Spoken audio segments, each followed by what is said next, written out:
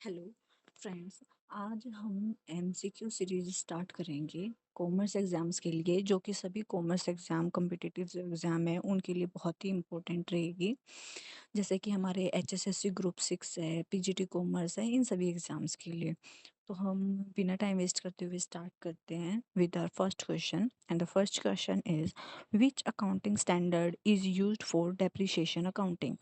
देखो, डायरेक्ट बहुत सारे क्वेश्चन पूछे जाते हैं जो अकाउंटिंग स्टैंडर्ड से रिलेटेड होते हैं, specially in PGT and Haryana exams.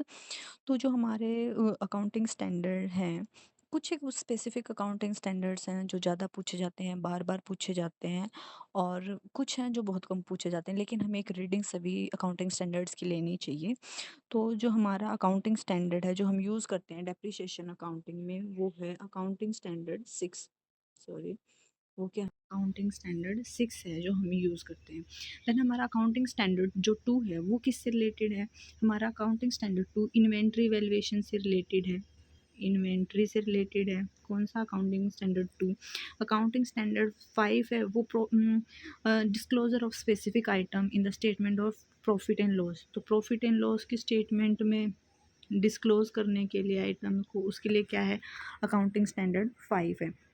और अकाउंटिंग स्टैंडर्ड 13 है, वो है अकाउंटिंग फॉर इन्वेस्टमेंट के लिए। तो हम ऐसे लर्न कर सकते हैं क्वेश्चन के थ्रू। जैसे अभी हमने 4 अकाउंटिंग स्टैंडर्ड लर्न कर लिए हैं। अकाउंटिंग स्टैंडर्ड 2 इन्वेंट्री से रिलेटेड है, 5 प्रॉफिट एंड लॉस स्टेटमेंट में हम स्पेसिफिक आइटम को डिस्क्लोज करते हैं उसके लिए, 13 फॉर द इन्वेस्टमेंट के लिए, एंड 6 हमने पढ़ी लिया है जो कि रिलेटेड है डेप्रिशिएशन से। तो हमारा नेक्स्ट जो क्वेश्चन है वो है the main objective of accounting standard is.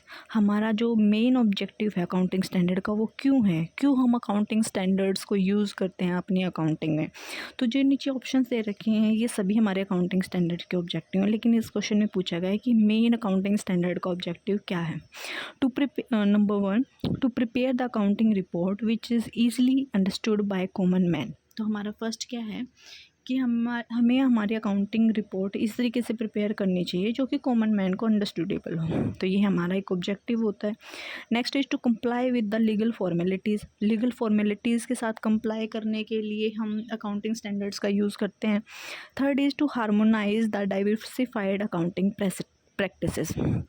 तीसरा है कि हमारे जो अकाउंटिंग प्रैक्टिसेस हैं उनको एक जैसा हार्मोनाइज करने के लिए, कि ये ना हो कि एक कंपनी कुछ मेथड यूज़ कर रही है, दूसरी कुछ मेथड यूज़ कर रही है। तो उसको हार्मोनाइज करने के लिए डिफरेंट अकाउंटिंग प्रैक्टिसेस को हम अकाउंटिंग स्टैंडर्ड यूज़ करते हैं। And the next is to comply with the requirement of the international accounting standard.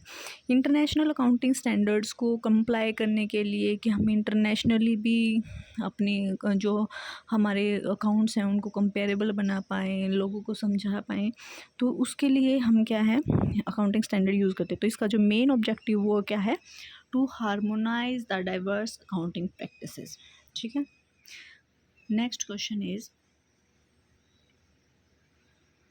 तो हम जो हमारा नेक्स्ट क्वेश्चन है वो है prefix of CS of member of institute has been granted by ICSI on. ये कोई बहुत ही फ्रिक्वेंटली आज क्वेश्चन नहीं है जो कॉम्पिटिटिव एग्ज़ाम में पूछा जाता है, लेकिन ये आया हुआ है असिस्टेंट प्रोफेसर या PGT एग्ज़ाम्स में कई बार, तो हम इसको एज ए लर्न कर सकते हैं। ठीक है। तो ICSI की फुल फॉर्म क्या होती है? सबसे पहले तो this ICSI institute of company secretaries of India. तो इसकी फुल फॉर्म है institute of company secretaries of India. तो इसके आगे जो CS है, प्रीफिक्स है, मेंबर ऑफ इंस्टीट्यूट के आगे जो लगाया गया है वो कब लगाया गया है? दैन दिस इज ये स्टैटिक क्वेश्चन है, तो जून 23, 24, 2007 में इसको लगाया गया है। This is the answer. Next question is which of the following accounting principle differentiate between owner and management. हमें पता है कि हमारे कुछ अकाउंटिंग प्रिंसिपल्स हैं, कॉन्सेप्ट एंड कन्वेंशंस हैं जिनको हम यूज़ करते हैं अपने अकाउंटिंग्स को बनाने के लिए। तो कौन सा ऐसा अकाउंटिंग प्रिंसिपल है जो डिफ्रेंशिएट करता है कि हमारा ओनर अलग होता है और मैनेजमेंट अलग होती है? ठीक है। तो हम सारे जो इसमें ऑप्शंस में दिए हुए हैं सारे अकाउंटिंग प्रिंसिपल्स को एक बार रीड करेंगे। The first is business entity. Business entity principle ये क्या कहता है कि जो हमारा ओनर होता है वो हमारा सेपरेट होता है किससे, हमारी मैनेजमेंट से। क्योंकि जो ओनर कैपिटल लगाता है हमारे बिजनेस में वो एज ए लाइबिलिटी देखी जाती है बिजनेस के अकॉर्डिंग ना। ठीक है। तो इसलिए हम ये प्रिंसिपल है जो हमें बताता है कि हमारे ओनर और मैनेजमेंट वो क्या है, सेपरेट है। तो आंसर तो हमें पता चल गया है कि answer is the one. Business entity concept है जो डिफ्रेंशिएट करता है। लेकिन हम समझेंगे कि गोइंग कंसर्न कॉन्सेप्ट क्या बोलता है। तो गोइंग कंसर्न जो कॉन्सेप्ट है वो ये बोलता है कि हमारा बिजनेस है वो लंबे समय तक चलेगा। हम ये नहीं सोचेंगे कि 1 साल 2 साल 4 साल, बल्कि लाइफ लॉन्ग हमारा बहुत लंबा बिजनेस चलेगा। ये होता है गोइंग कंसर्न कॉन्सेप्ट। ठीक है। इसीलिए हम डेप्रिसिएशन वगैरह चार्ज करते हैं एसेट्स पे। एसेट्स की लाइफ को लंबे समय तक यूज़ करते हैं कि एसेट 10 साल चलेगी 20 साल चलेगी। ऐसे नहीं करते हैं कि जिस ईयर लिया है उसी साल डेप्रिसिएशन लगा दिया है बस, नहीं, क्योंकि हमें पता है कि हमारा बिजनेस क्या है, गोइंग कंसर्न है। Next is the dual aspect concept.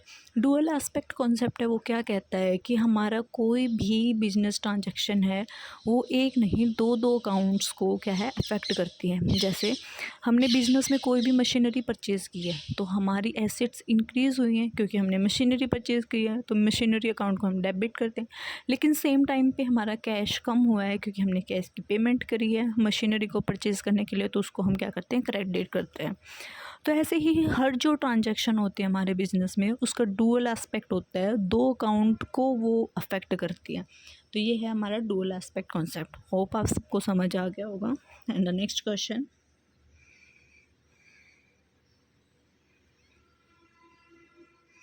हमारा जो नेक्स्ट क्वेश्चन है, accounting standards in India are issued by. किसके द्वारा हमारे अकाउंटिंग स्टैंडर्ड है वो इशू किए गए हैं।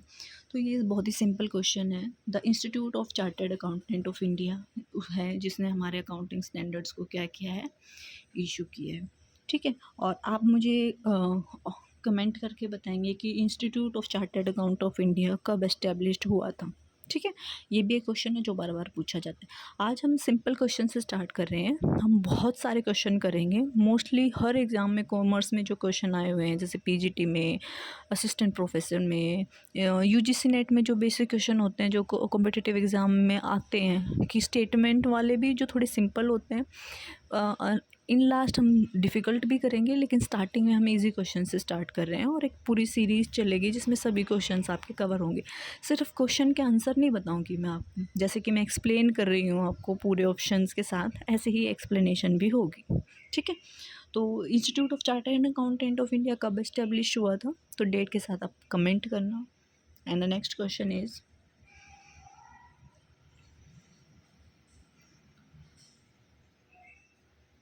हमारा जो नेक्स्ट क्वेश्चन है वो क्या है, amongst the following statement find the odd one out with regard to bookkeeping. Bookkeeping के लिए इनमें से कौन सी स्टेटमेंट है जो अलग है इनमें से। तो हम स्टार्ट करते हैं with the statement number 1। Bookkeeping has limited scope and concern with recording, classifying and summarising. तो फर्स्ट स्टेटमेंट तो ठीक है, क्या कह रहा है, बुक कीपिंग का लिमिटेड स्कोप होता है। हाँ, बुक कीपिंग का स्कोप लिमिटेड होता है, क्लैरिकल इन नेचर होता है, क्लैरिकल होता है, एनालिटिकल एनालिटिकल नहीं होता है, जो कि किसका होता है, अकाउंटिंग का। हमारी जो बुक कीपिंग है, हमारी बुक कीपिंग है, जहाँ पे बुक कीपिंग एंड होती है अकाउंटिंग वहाँ से स्टार्ट होती है, क्योंकि अकाउंटिंग एक एनालिटिकल होती है नेचर में और बुक कीपिंग में हम सिर्फ ट्रांजैक्शन को क्लासीफाई करते हैं और रिकॉर्ड और समराइज करते हैं। ठीक है। तो next statement is book keeping is essentially a clerical work. मैंने पहले भी बता दिया है कि बुक कीपिंग क्या है, एक इसेंशियली क्लैरिकल वर्क है। ठीक है, ना कि एक एनालिटिकल वर्क है like accounting. Third is book keeping depends on accounting for making an accounting record more useful. तो बुक कीपिंग डिपेंड करती है अकाउंटिंग पे। ठीक है, ये भी बात सही है क्योंकि मैंने बोला है कि एनालिटिकल काम कौन करता है, अकाउंटिंग में करते हैं। Next is the book keeping only consider monetary transaction.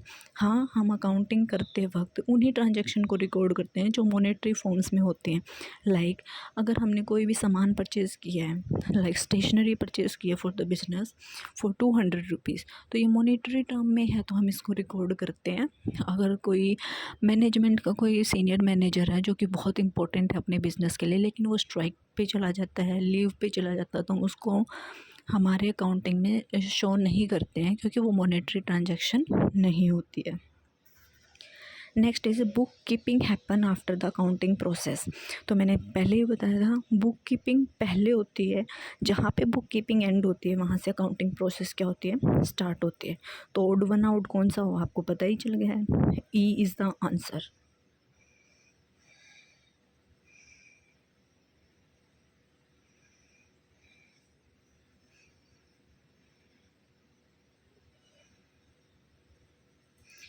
Next जो हमारा क्वेश्चन है वो है accounting standard 19 related to. Accounting standard हमने जब पढ़ा था फर्स्ट क्वेश्चन में 2, 5, 13 एंड 6।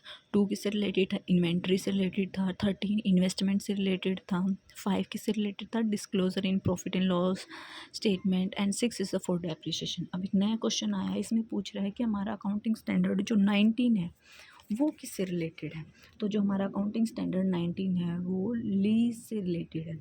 तो डिसकंटिन्यूड ऑपरेशन हमारा अकाउंटिंग स्टैंडर्ड किस अकाउंटिंग स्टैंडर्ड से रिलेटेड है, तो ये हमारा अकाउंटिंग स्टैंडर्ड 24 से रिलेटेड है। इससे आप ट्रिक से याद कर सकते हो, जैसे कि डिसकंटिन्यूड ऑपरेशन, ऑपरेशन हमारा 24 आवर्स तक चला और फिर डिसकंटिन्यू हुआ, पूरा एक दिन चला, means discontinued operation is related to accounting standard number 24।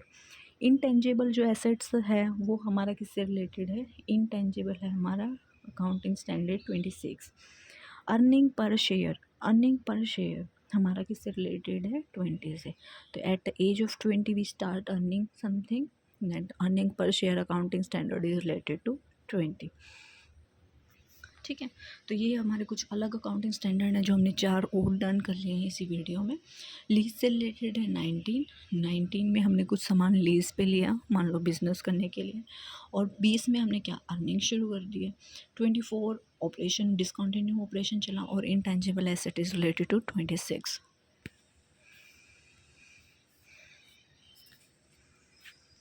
Next question is assessment year start from. तो ये तो बहुत ही ज़्यादा इजी क्वेश्चन हो गया है कॉमर्स वाले बच्चों के लिए, पर कभी कभी बहुत क्वेश्चन पेपर में ऐसे क्वेश्चंस आ जाते हैं जिसका आंसर होगा फ्रॉम द 1 अप्रैल, और एंड कब होता है, 31 मार्च को।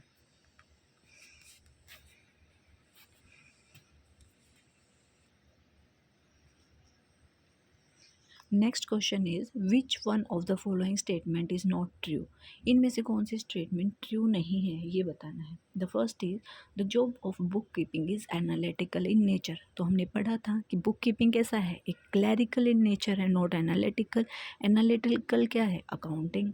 तो फर्स्ट तो गलत ही हो गया, तो हमें यही बताना था कि कौन सी स्टेटमेंट ट्रू नहीं है। द फर्स्ट इज हमारा आंसर हो गया है। फिर भी हम नेक्स्ट पढ़ लेते हैं options.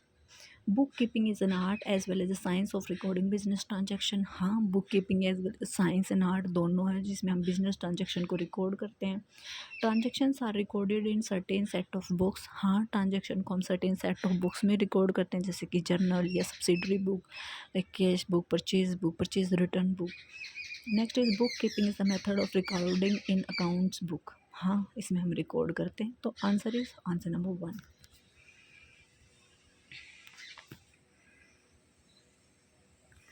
Next question is accounting standard 6 is meant for. वही क्वेश्चन है, इसको मोल्ड करके पूछ लिया है जो हमने फर्स्ट क्वेश्चन में पढ़ा था।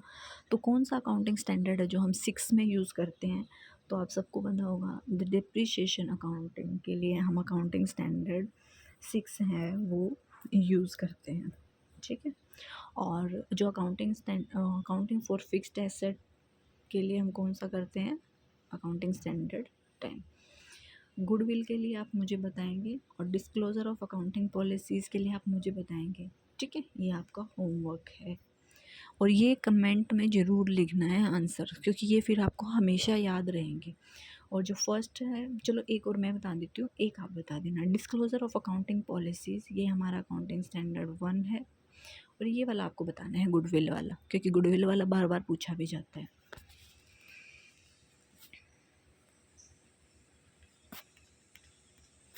एक सेकेंड।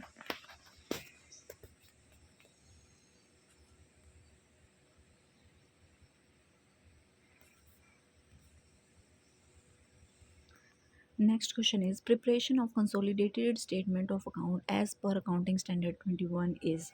तो एक तो हमें पता होना चाहिए कि कंसोलिडेटेड जो स्टेटमेंट है वो कौन से अकाउंटिंग स्टैंडर्ड के अकॉर्डिंग बनाए जाते हैं, तो अकाउंटिंग स्टैंडर्ड 21 ये लर्न करना है। दूसरा कि ऑप्शनल होती है बनानी, मैंडेटरी होती है प्राइवेट लिमिटेड कंपनी में या लिस्टेड कंपनी में, तो इसका आंसर क्या रहेगा?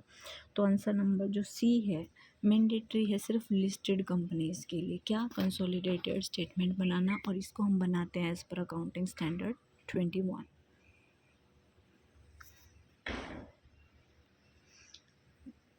Next question is which of the following item would be specifically included in the statement of cash flow constructed in compliance with accounting standard 3।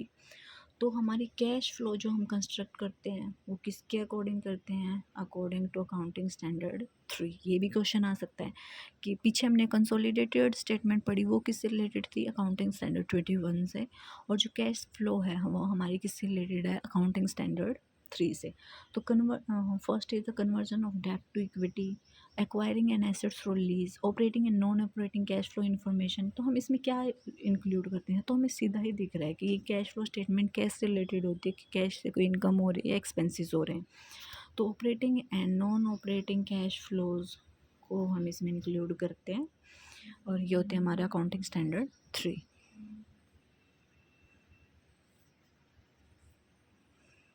Next question is which of the following is true regarding the prudence principle of accounting. तो मैंने बताया था कि हम कुछ एक principal concept conventions को follow करते हैं, तो उनमें से एक बहुत ही इंपॉर्टेंट रिपीटेडली आस्क्ड क्वेश्चन है प्रूडेंस कॉन्सेप्ट या प्रूडेंस प्रिंसिपल। इसको हम एक और नाम से भी बोलते हैं, वो क्या है,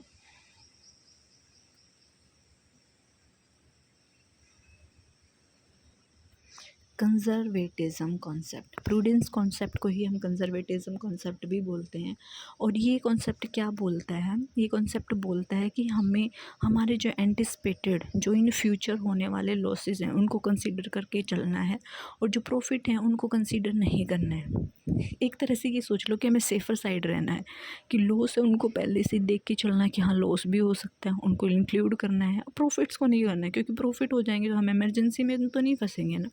तो प्रॉफिट को इंक्लूड नहीं करते हैं, सिर्फ लॉसेस को एंटिसिपेट करके चलते हैं। तो ये हमारा होता है प्रूडेंस कॉन्सेप्ट। ऑप्शंस देखते हैं, taking care of future losses, next is taking care of future profit, next is taking care of bad debt, and the last is taking care of inventory and depreciation. तो answer number 1, taking care of future losses. हमें losses पे focus करना है, profit को anticipate नहीं करना है। ठीक है।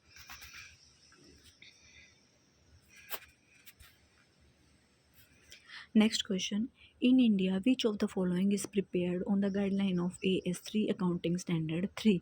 अभी हमने पढ़ा था, ये दूसरी फॉर्म में आ गया क्वेश्चन। तो अकाउंटिंग स्टैंडर्ड 3 के अकॉर्डिंग हम क्या बनाते हैं, तो क्या बनाते हैं, कैश फ्लो स्टेटमेंट बनाते हैं।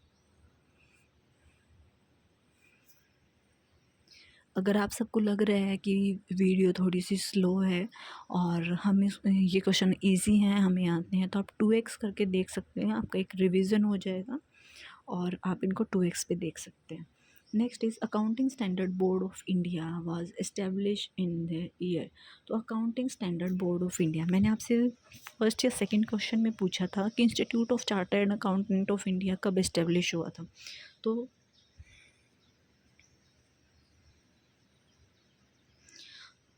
Institute of chartered accountant of India कब एस्टेब्लिश्ड हुआ था, ये पूछा था। इसके अंदर ही एक बोर्ड होता है ASB जिसको बोलते हैं, वो क्या होता है, अकाउंटिंग स्टैंडर्ड बोर्ड। तो ये पूछ रहा है कि हमारा जो अकाउंटिंग स्टैंडर्ड बोर्ड था वो कब एस्टेब्लिश्ड हुआ था।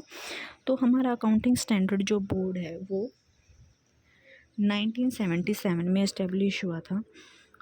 जो हमारा अकाउंटिंग स्टैंडर्ड बोर्ड है वो प्रिपेयर करता है अकाउंटिंग स्टैंडर्ड किसको ध्यान में रखते हुए, इंटरनेशनल अकाउंटिंग स्टैंडर्ड को ध्यान में रखते हुए, और इंटरनेशनल जो फाइनेंशियल रिपोर्टिंग स्टैंडर्ड्स हैं उनको फॉर्मुलेट कर, उनके अकॉर्डिंग फॉर्मुलेट हम करते हैं। ठीक है। तो ASB की फुल फॉर्म हमें पता होनी चाहिए, IAS की जो कि हमारे क्या है इंटरनेशनल अकाउंटिंग स्टैंडर्ड है, IFRS ये भी हमें फुल फॉर्म पता होनी चाहिए, IFRS।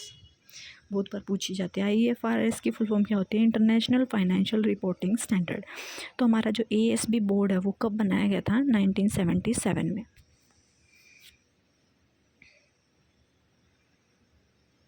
Next question is, bookkeeping is an art of recording of business and other transaction in monetary term. The definition has been given by। तो ये एक स्टैटिक क्वेश्चन है कि ये डेफिनेशन किसने दी थी कि हमारी बुक कीपिंग है वो क्या है? एक आर्ट है जो जिसमें हम मॉनेटरी ट्रांजैक्शन को रिकॉर्ड करते हैं। तो पैसे से रिलेटेड है तो स्पाइस वाली बात होगी, क्योंकि पैसा है वहीं पे स्पाइस चटपटी बातें होती हैं। तो हमारा आंसर क्या होगा? Spicer and Pegler. ये सिर्फ एक ट्रिक है जो मैं बता रही हूँ, शायद आपको ये याद रह जाए, वरना स्टैटिक पार्ट हम अक्सर भूल जाते हैं कि ये डेफिनेशन किसने दी है। तो ये है स्पाइसर एंड पैगलर ने दी है हमारी, कि हम मॉनेटरी टर्म को बुक कीपिंग में रिकॉर्ड करते हैं।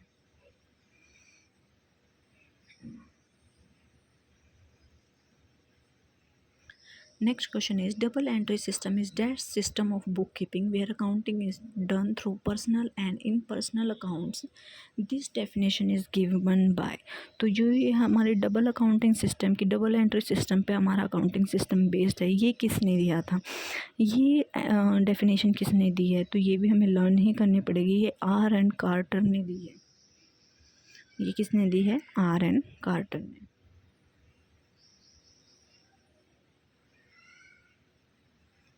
Next question is, accounting start where bookkeeping end and dash begin where accounting ends। तो हमारी जब बुक कीपिंग एंड होती है तो हमारी अकाउंटिंग स्टार्ट होती है, लेकिन हमारी अकाउंटिंग जहाँ पे एंड होती है वहाँ से क्या स्टार्ट होता है? तो ये भी क्वेश्चन है जो बहुत बार पूछा जाता है। तो हम सबको पता है कि क्या होती है? ऑडिटिंग है। सबसे पहले बुक कीपिंग होती है, देन अकाउंटिंग होती है, और लास्ट में क्या होती है? ऑडिटिंग। तो हमारी जहाँ पे अकाउंटिंग एंड होती है वहाँ पे क्या स्टार्ट हो जाती है? हमारी ऑडिटिंग।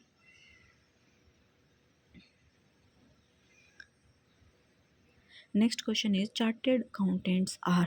हमारे जो चार्टेड अकाउंटेंट्स हैं वो क्या होते हैं? प्रोफेशनल ऑडिटर्स होते हैं, गवर्नमेंट ऑडिटर्स होते हैं, स्किल्ड ऑडिटर्स होते हैं, क्या होते हैं? तो जो हमारे चार्टेड अकाउंटेंट्स होते हैं वो प्रोफेशनल ऑडिटर्स होते हैं, जबकि हमारे जो ऑडिटर्स गवर्नमेंट ऑफ इंडिया के अंदर वर्किंग होते हैं वो हमारे क्या होते हैं? गवर्नमेंट ऑडिटर्स होते हैं। जो हमारे गवर्नमेंट ऑडिटर्स होते हैं वो एक बॉडी होती है कैग, उसके अंडर वर्किंग होती है। हमारी कैग की भी फुल फॉर्म बहुत बार पूछी गई है, जिसकी फुल फॉर्म है controller and auditor general of India. Controller भी ऑप्शन में होता है, लेकिन स्पेलिंग क्या है? COMP। ये राइटिंग अच्छी नहीं बन रही है तो मैं नीचे लेके आ रही हूँ ये स्पेलिंग को, तो आप यहाँ से देख लेना। COMPTROLLER। It's comptroller, not controller. Okay.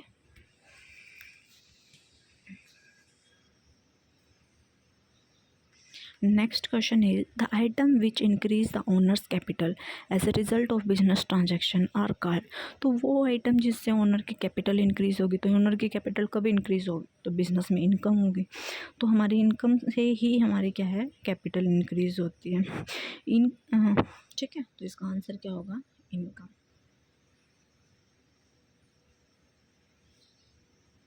ठीक है, तो मैंने आपको क्वेश्चंस दिए हैं जो आपने वीडियो में देखे होंगे, उनको कमेंट करके आंसर्स ज़रूर बताना। कहीं आपको कोई मिस्टेक लगी हो, कोई गलती लगी हो, या कहीं इम्प्रूवमेंट लगा हो कि आपको यहाँ पे इम्प्रूवमेंट करना चाहिए मैम, तो आप ज़रूर बताना। मोस्ट वेलकम है आपके सजेशंस के लिए।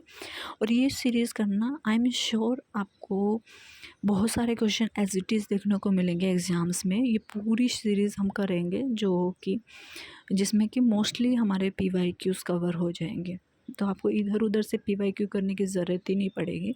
मैं कोई स्पेसिफिकली एक बुक से नहीं, 1 2 3 4 बुक्स से आपको MCQs करवाऊँगी। बहुत लंबी सीरीज़ ये चलेगी, तो आप इसको 2x की स्पीड पे भी देख सकते हैं अगर आपको लग रहा है कि ये वीडियो थोड़ी स्लो है। ठीक है, okay. So thanks for watching this video. If you like my video, then like, share and subscribe my channel. Thank you.